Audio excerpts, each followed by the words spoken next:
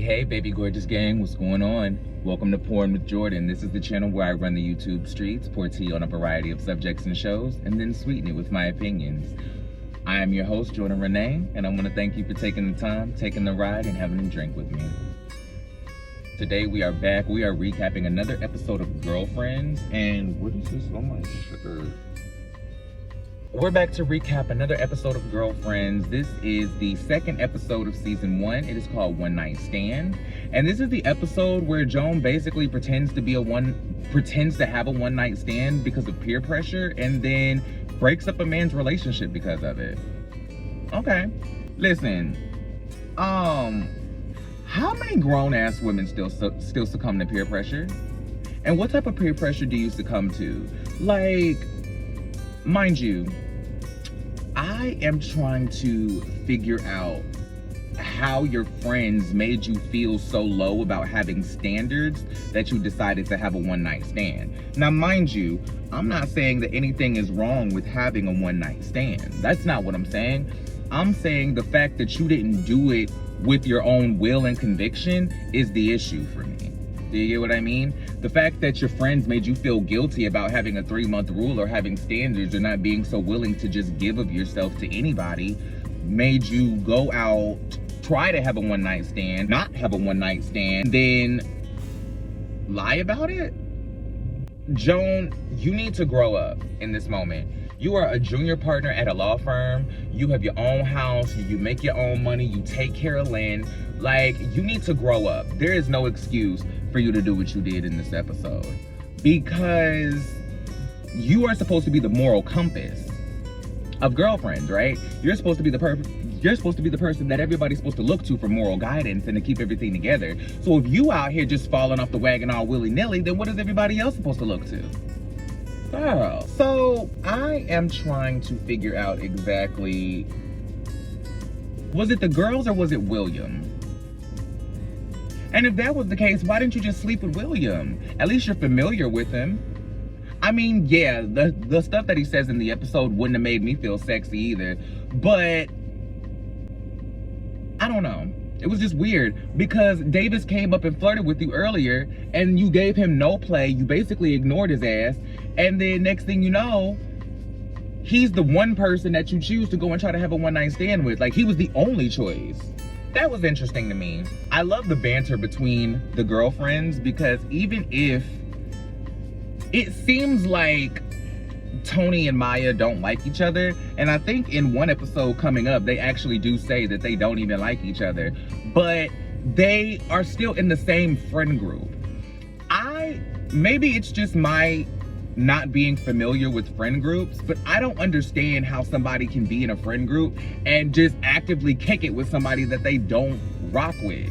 Mind you, I don't know if it's that deep or if it's just really to a point to where it's like, look, I don't necessarily like your ways, but you're not a bad person. And if my girls rock with you, then you can't be all bad. But then Tony fucks around and does a whole lot of bad shit in the course of this series. So I don't really know. I don't know how to reconcile that. Would y'all be friends with Tony? Real talk. Like, would y'all be friends with Tony? Because I don't... Listen, I couldn't be friends with a bitch like Tony. No shade. Now, is she amazing to watch on television? Absolutely. But she's just not the type of chick that I would ever rock with, right? They're at the bar. They're all trying to finagle and finesse and get men for the night or whatever, blah, blah, blah, blah, blah. Maya is mostly just playing around because she's trying to get, you know, she's basically just having something to do till her husband comes and gets her from 847. Mind you, we meet Davis in this episode. I mentioned on last episode they end up at 847, which is Davis's restaurant. I figured he was coming up soon in the series. I just couldn't remember which episode. It just happens to be the second one. So Davis is the guy who owns 847. He comes over and he speaks to the girls and, you know, whatever, blah, blah, blah. Tony tries to give him a little play, but Davis knows what's up. He's like, look, I ain't got no money for you. I don't make enough for you. All my money's tied up in this restaurant. Girl, back off. It's not happening. So he's trying to flirt with Joan. He's giving her all of these compliments. He's saying that he's waiting for a smile from her. Like, all of these things are classic lines. Like, come on. If you can't see that the man is flirting with you, then I don't know what you see. Girl, you need glasses. Rose-colored glasses, but you need glasses. So the girls are basically trying to convince her to have a one-night stand, right? And she's like, girl, I don't get, like, well, first they're trying to figure out how she can get her some, right?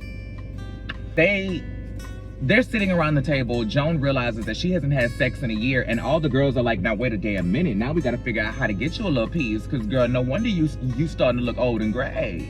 Mama. They start trying to figure out who she can sleep with. Call an ex. No, that makes her look desperate. I guess this is before the hey big head text. They said try Davis. She didn't want Davis.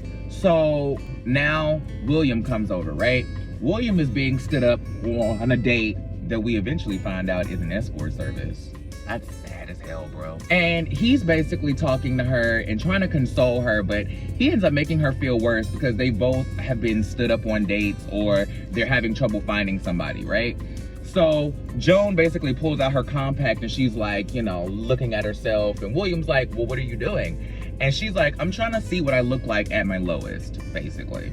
So that's when she decides, all right, she finna go get her some. She throws the purses to Maya and she's like, I'm finna go knock some boots, okay? She walks over to Davis. She don't even scan the room. She doesn't even look for nobody else.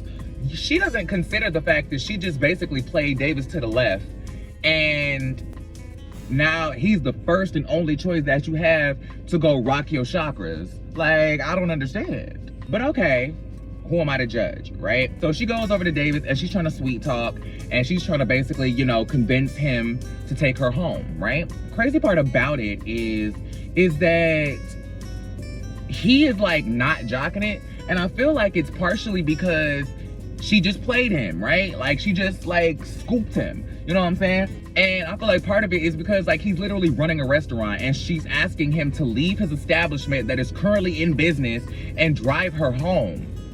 I feel like he's a small business owner to the level of he has a really nice restaurant, but he doesn't have like a full staff.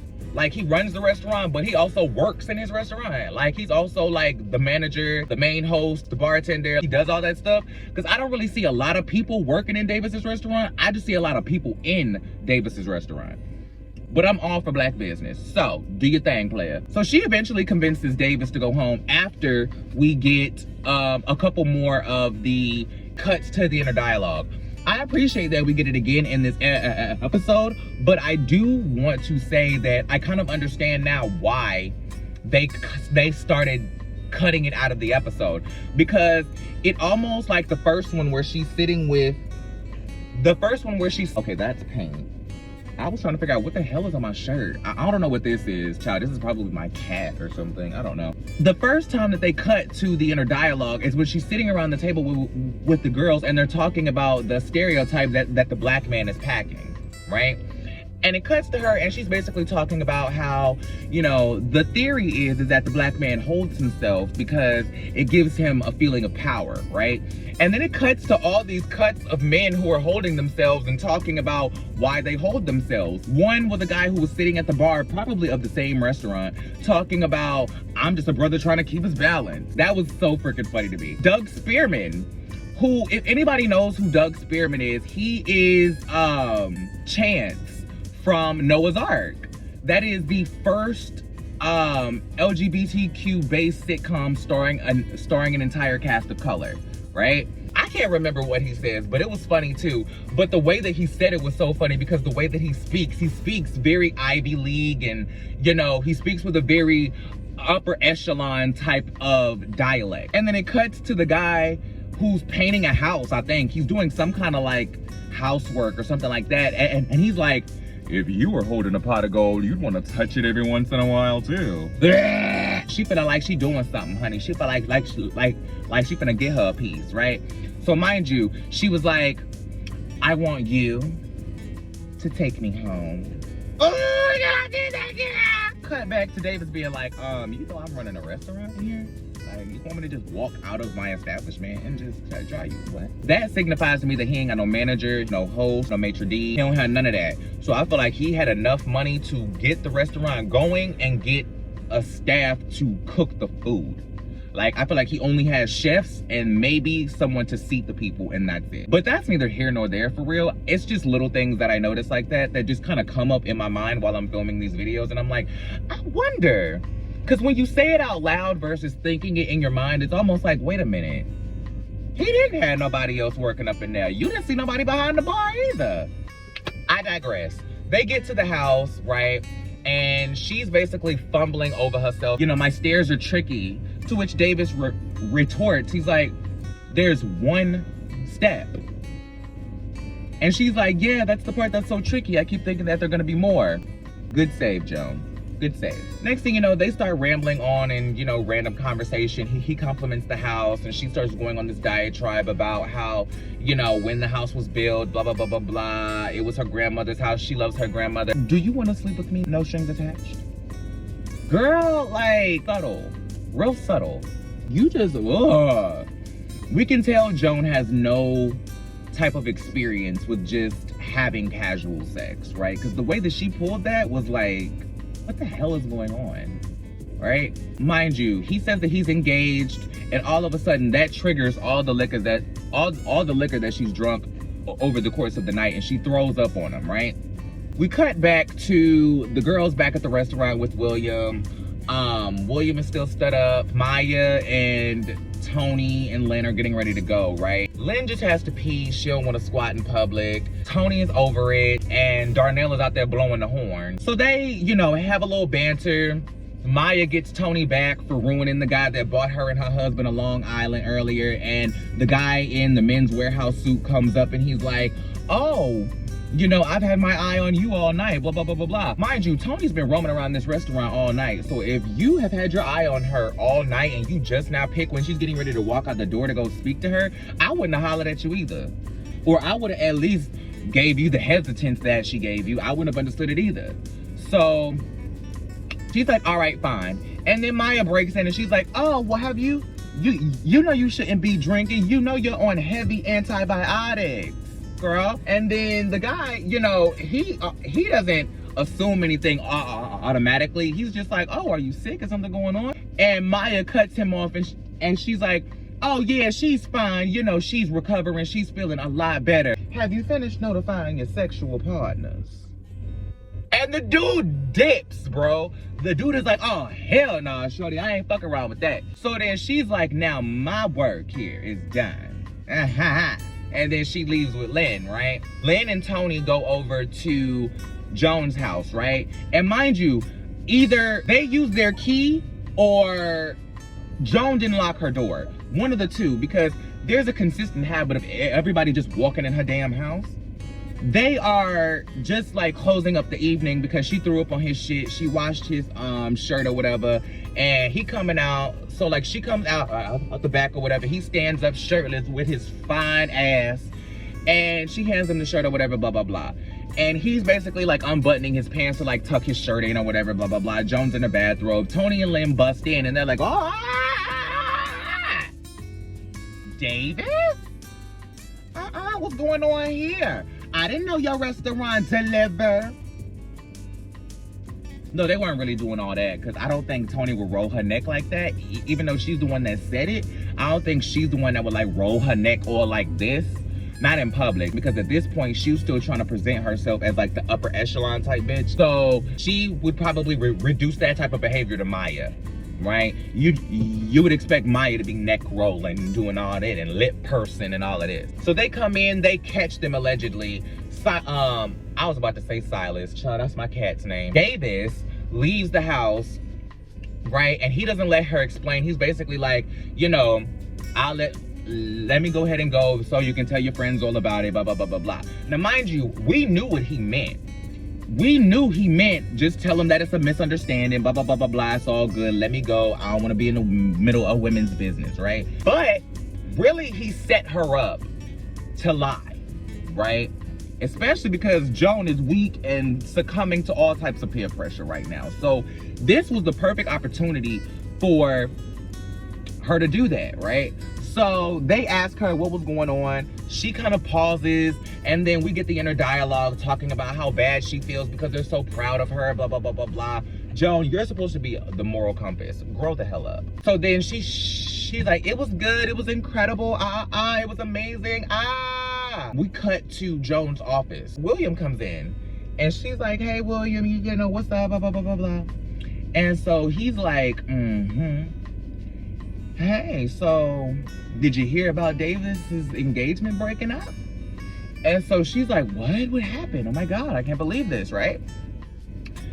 Because she's thinking that Tony and Lynn haven't told anybody, which by the way makes no damn sense, because she eventually says later in the episode that I don't understand how y'all didn't know that the man was engaged when y'all know everybody else's business, which I don't understand why she tried to put that off on them when he told her that he was engaged. But I guess she didn't want to make herself look any worse by already pretending to sleep with a dude that's in a relationship, and then she's gonna go on and pretend to do it after she already knows that he's engaged.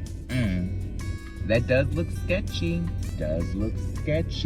So they done ran around and told the whole Los Angeles, right? William comes in and he's basically being petty and gossipy or whatever, blah, blah, blah, right? So he tells her that Davis's engagement broke up, blah, blah, blah, blah, blah, and everybody thinks it's her. She runs out of the thing, running back to the scene of the crime, as William calls it, and she busts out of her office, and Maya is like, mind you, I need to talk about Maya's hair in this moment.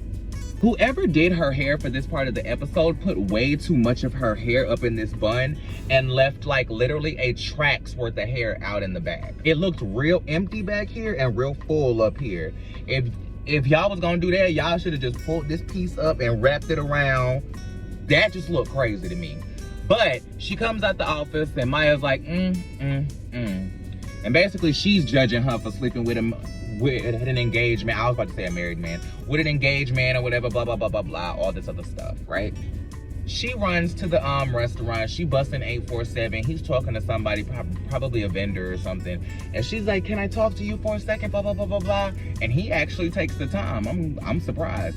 And so she starts to apologize, blah, blah, blah, blah, blah. She says that if there's anything that she can do, let him know. And he immediately says, get out of my restaurant.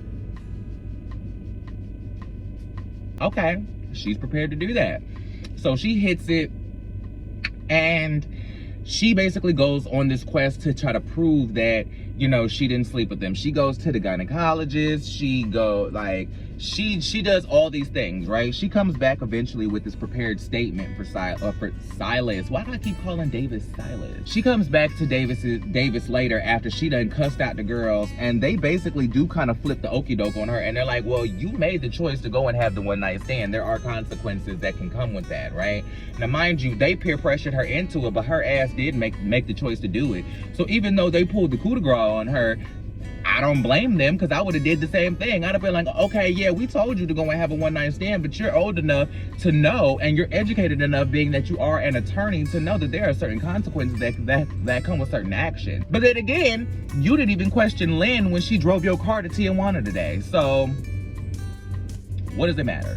By the way, is it called Tijuana or is it called Tijuana?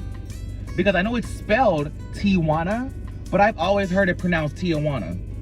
And I don't know if that's just like Ebonics or what.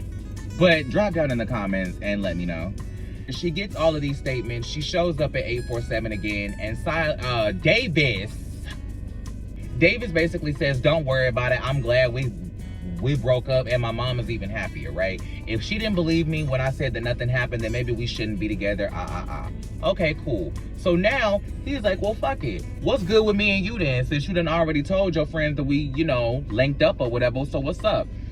And so basically she's like, you know, do you forgive me? And he was like, well, it depends on what you told your friends about me. And she didn't really give him all his credit. She was like, I just told him you were good or whatever. And so he's like, well, maybe I can improve my grade. Will you have dinner with me tonight or whatever, blah, blah, blah. Last inner dialogue of the episode. And she's like, yes, anywhere you want it, on the bar, on the table, on the floor, anywhere. But it cuts back and she's like, no. mind you, now she's sticking to her 3-month rule. I don't know why everybody got so up in arms when Steve Harvey suggested that a woman not give up the cookie for 90 days. If anybody, I'm sure that the same people who were reading Act Like a Woman, Think Like a Man watched Girlfriends. So how are y'all so surprised and up in arms when Steve Harvey suggested that you not give up the cookie for 90 days, but nobody really had anything to say about Joan having a 3-month rule? And maybe they did have something to say about Joan having a 3-month rule, but we were in the age before social media. I think at this point, the only thing that we could have had at the time was MySpace. So if there was discourse about Joan having a 3-month rule, I never heard about it from anybody but the other ladies on the show. So that is what it is. She decides not to sleep with him. She decides to go on out and she trips on the way out. You didn't see that, but we all saw it, Joan. We all saw it. So we think that she did the right thing, but this is not the first time that we're gonna see Davis come up on Girlfriends. And the next time that she sees Davis, if I'm correct, it's not gonna be good either. So with that being said, that's pretty much all I got. That's Girlfriends. This was an episode really about peer pressure and integrity.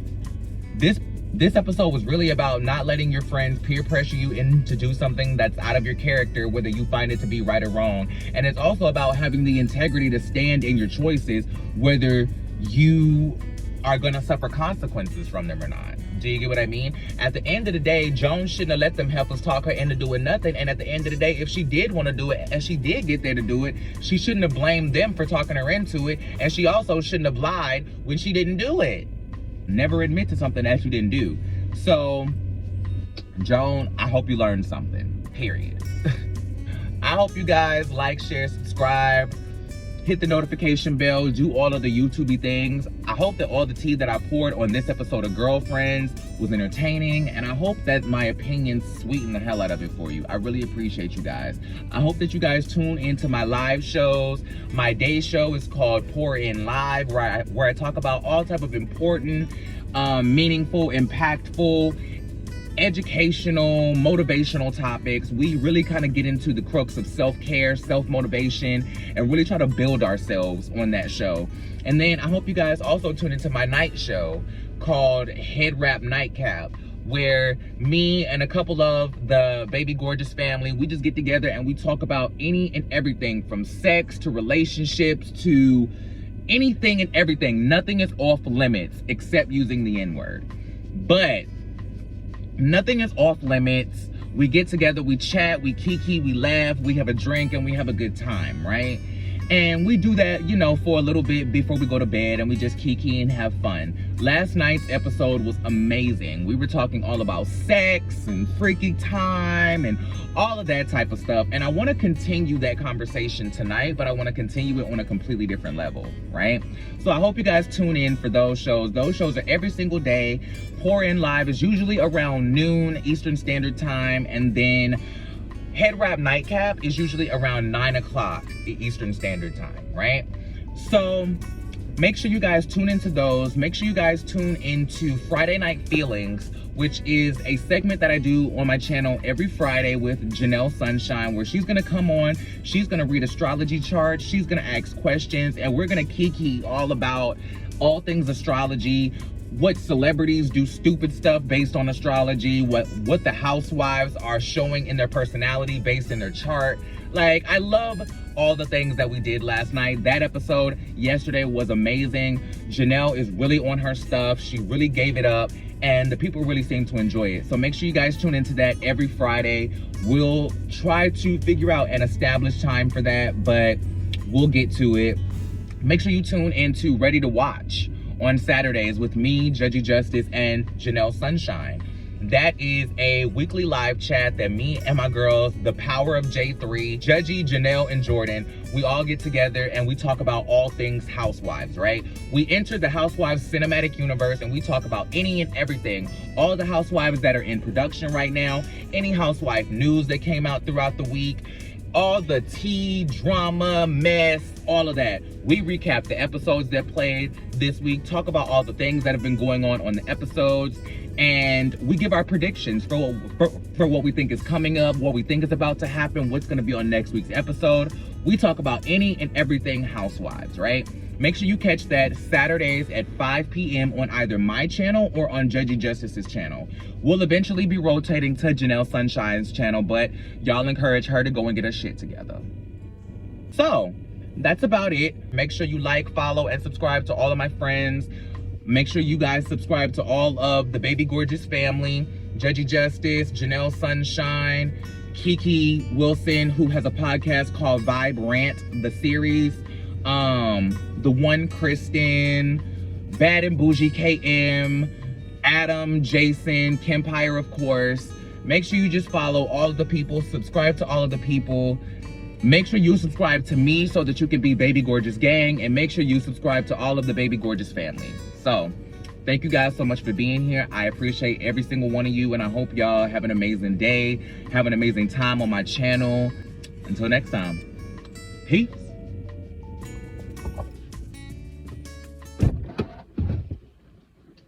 My